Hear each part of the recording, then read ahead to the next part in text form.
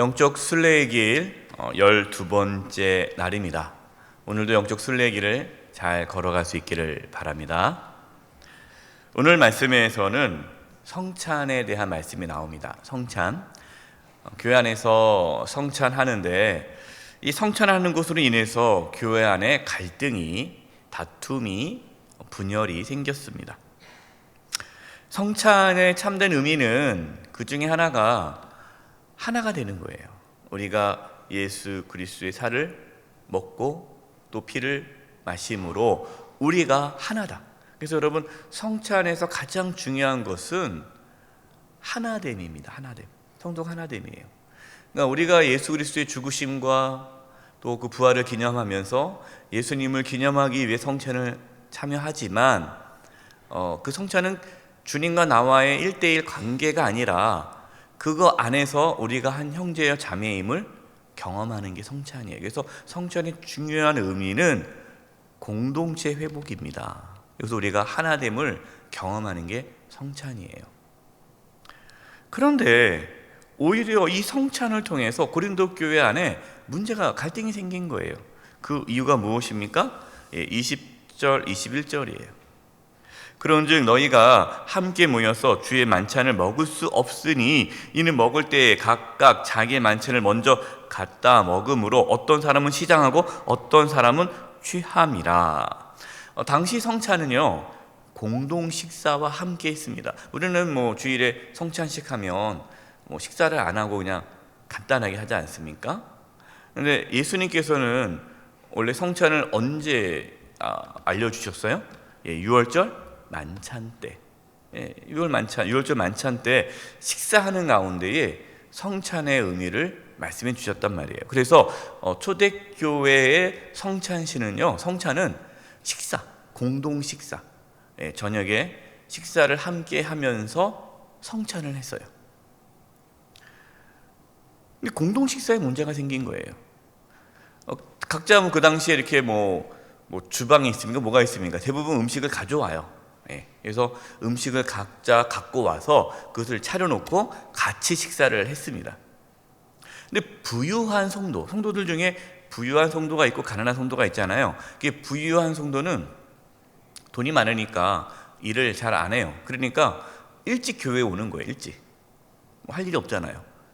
돈은 많고. 그러니까 이제 일찍 와서 음식을 자기가 또 돈이 많으니까 맛있는 거, 그다음에 많은 음식을 싸가지고 옵니다. 자랑하는 거죠. 이제 그러면서 이제 이거 갖고 왔다, 맛있다고.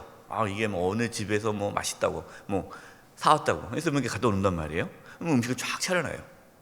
그러면 모든 성도가 다 올 때까지 기다려서 같이 먹어야 되는데 이 부자 성도들끼리 먼저 먹는 거예요, 식사를.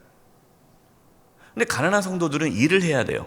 근데 그 일이 늦게 끝나는 일을 하는 자들이 많은 거예요. 그러니까 이제 좀 늦게 오는 가난한 성도들은 이미 다 먹고 마시고 음식이 없어요.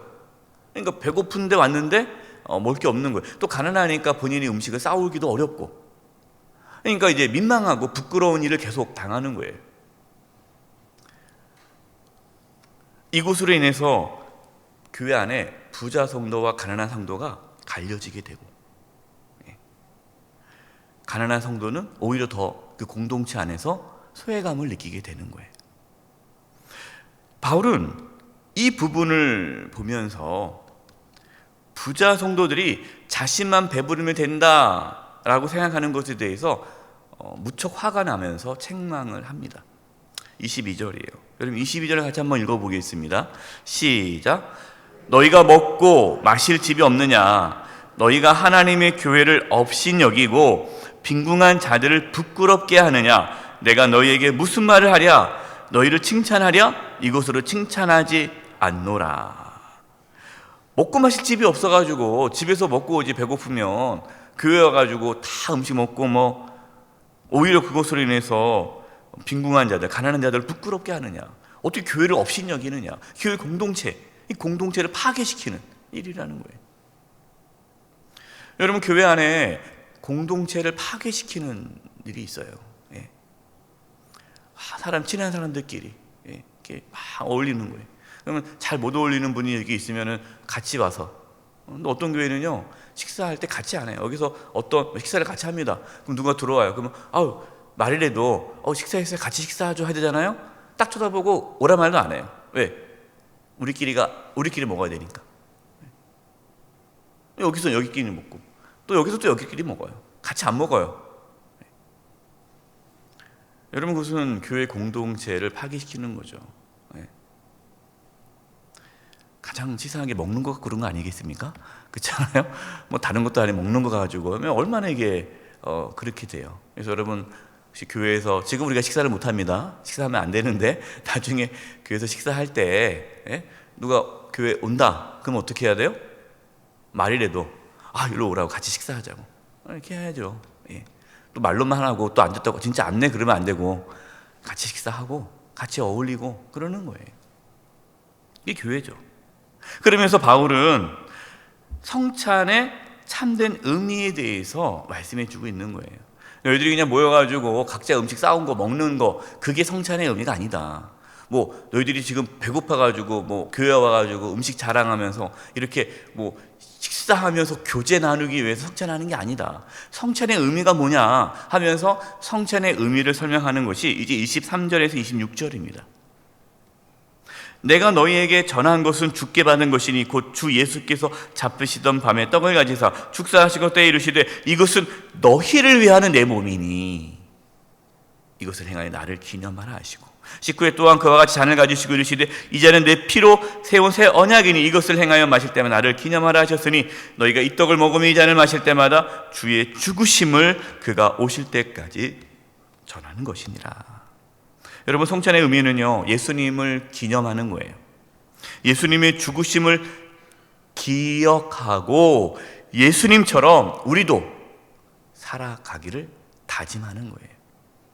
예수님께서 자신의 살과 피를 우리를 위해 내어주셨는데 왜 너희들이 갖고 오는 음식을 너희만 먹고 가난한 성도들을 위해 내어주지 않느냐? 이게 무슨 성찬이냐? 예수님 우리에게서 내어주셨는데 너희는 왜 희생하지 않느냐? 왜 악착같이 이렇게 내 건데 그렇게 자기의 권리만 찾느냐? 차라리 성찬하지 말아라.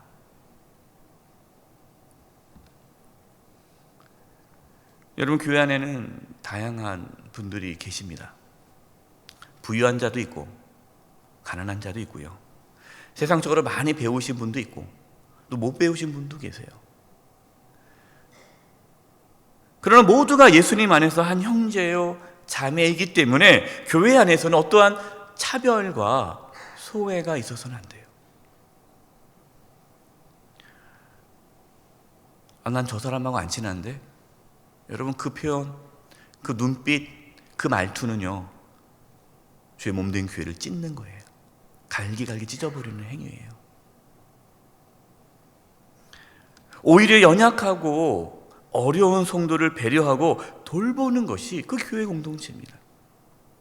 성찬의 문제가 무엇입니까? 고린도교회 성찬의 문제는 다른 사람을 배려하지 않고 자신만을 위한 그 잘못된 신앙의 모습이 성찬에도 문제가 생긴 거예요. 여러분, 지금 계속해서 말씀하고 있는 게 뭡니까? 참된 신앙이 뭐예요? 자신의 유익을 구하지 않고 다른 사람의 유익을 구하는 것이 참된 신앙임을 지금 계속해서 바울이 말씀하고 있어요. 여러분, 이것이 신앙의 모습이에요. 27절, 28절입니다. 지금 바울이 경고하고 있는 겁니다. 그러므로 누구든지 주의 떡이나 잔을 합당하지 않게 먹고 마시는 자는, 이렇게 그런 의미가 성찬에 있는데 먼저 와가지고 그냥 막 내가 가져온 음식 자랑하면서 뭐 서로 먹고 마시고 그냥 우리끼리 그냥 다 그냥 배불리 먹고 치워버리는 이러한, 그래서 오히려 다른 가난한 성도를 소외시키고 부끄럽게 만드는 이 일은 주의 떡이나 잔에 합당하지 않게 먹고 마시는 거죠. 이것은 주의 몸과 피에 대하여 오히려 죄를 짓는 것이니라. 그래서 28절, 사람이 자기를 살피고 그 후에야 이 떡을 먹고 이 잔을 마실지니. 여러분, 우리가 성찬을 참여할 때 물론 우리는 이제는 식사하면서 성찬을 하지 않죠. 지금은 이제 우리가 예배 가운데 성찬 예식을 하는데, 성찬에서 중요한 거는 자신을 살피는 거예요. 자신을 살피다라는 것은 회개하는 거죠. 내가 주의 성찬을 받아들이면서 예수님께서 나를 위해서 자신의 살과 피를 내어주셨는데 나는 어떠한 삶을 살았는가? 나는 나 중심적인 삶을 살지 않았는가? 내 말과 행동으로 다른 사람에게 상처를 주지 않았는가? 나는 정말 사랑하며 살았는가? 자신을 돌아보며 내가 사랑하지 못하고 죄를 지었다면 회개하면서 내가 이제는 예수님을 따라 살기를 다짐하면서 성찬에 참여하는 거예요. 그렇지 않으면 오히려 그 성찬이 죄를 먹고 마시는 결과를 초래하게 된다라는 거죠. 죄를 먹고 마시는 자는 어떻게 됩니까? 하나님께서 징계하신다라고 경고합니다. 이것이 29절 30절이에요. 주의 몸을 분별하지 못하고 먹고 마시는 자는 자기의 죄를 먹고 마시는 것이니라. 경고하는 겁니다. 바울이 너희들 계속해서 그렇게 너희들끼리 먼저 먹고 가난한 자, 어려운 사람들 부끄럽게 만드는 일을 계속한다면 하나님께서 징계를 하시는데 어떻게 징계하시느냐? 30절 보세요. 그러므로 너희 중에 약한 자와 병든 자가 많고 잠자는 자도 적지 아니하니. 하나님의 징계를 받아서 병들거나 죽게 되었다라고 지금 말씀하고 있어요. 여러분 참 무서운 말이죠. 여러분 하나님의 징계는 있습니다. 여러분 하나님의 징계가 있어요. 하나님께서 우리를 사랑하고 정말 늘 용서하시는 분이시지만 우리가 잘못된 신앙의 길을 걸어갔을 때 우리를 쳐서 바른 길로 인도하기 위해 하나님께서 우리를 징계하십니다. 근데 징계가 어떻게 나타납니까? 병으로 나타나기도 하고 또 연약함으로 나타나요. 내 삶에 어떠한 여러 가지 고난을 통해서 나를 치시는 거예요. 그리고 심지어 하나님께서 생명을 거둬가시기도 합니다. 하나님의 징계예요. 물론 그렇다고 해서 여러분 모든 질병이 또 모든 인생의 어떠한 고난이 다 하나님의 징계는 아닙니다. 하지만 우리가 징계를 받았을 때, 우리가 어떠한 인생의 고난과 아픔과 어려움이 다가왔을 때 자신의 신앙을 돌아보는 것은 정말 중요해요.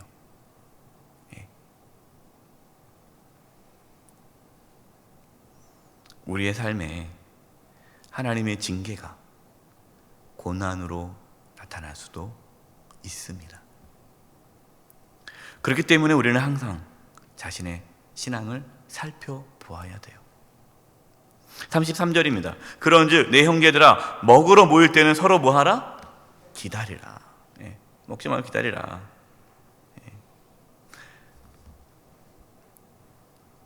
34절에는 만일 누구든지 시장하거든 집에서 먹을지니 정말 배고프다. 저는 배고파서 못 기다리겠는데 그러면 좀 집에서 좀 먹고 와라. 뭐 교회 가가지고 완전히 다 먹으려고 하지 말고 좀 집에서 먹고 와라. 먹고 와서 내가 싸운 음식 다 내가 먹겠다 하지 말고 부자니까 좀 여유가 있으니까 넉넉하게 음식 싸워서 조금만 먹고 나머지 음식 남겨서 늦게 오는 가난한 성도님들이 먹을 수 있도록 그렇게 해라 라는 거죠. 여러분 이것이 성찬에 참되는 의미예요. 온 성도가 함께 가난한 자든 뭐 빈궁한 자든 누구든 같이 그 공동체 안에서 소외되지 않고 함께 어우러져서 예수님을 닮아가는 바로 그게 교회의 참된 공동체죠. 성찬은 그 공동체의 중심에 있었어요. 예수님께서 살과 피를 내어 주셔서 구원해 주신 우리 믿음의 형제 자매를 늘 존중하고 배려하고 섬김으로 저와 여러분 영적 순례의 길을 잘 걸어갈 수 있기를 간절히 기도드립니다. 기도하겠습니다. 하나님 아버지, 저희의 말과 저희의 눈빛과 저희의 행동들이 다른 성도들의 마음을 아프게 하거나 소외를 갖게 하거나 또 다른 분열과 다툼을 만들게 되었다면 저희들을 용서해 주시고 다시는 그렇게 살지 않게 해주시고 교회 공동체가 하나 되는데 힘쓰게 해주시고 예수님께서 우리를 위해 살과 피를 내어주셨던 것처럼 저희도 이제 믿음의 형제 자매들을 위해 특별히 연약한 자들을 위해 우리의 것을 내어놓을 수 있는 주님 닮아가는 삶을 살게 하여 주시옵소서. 예수님의 이름으로 기도드립니다. 아멘.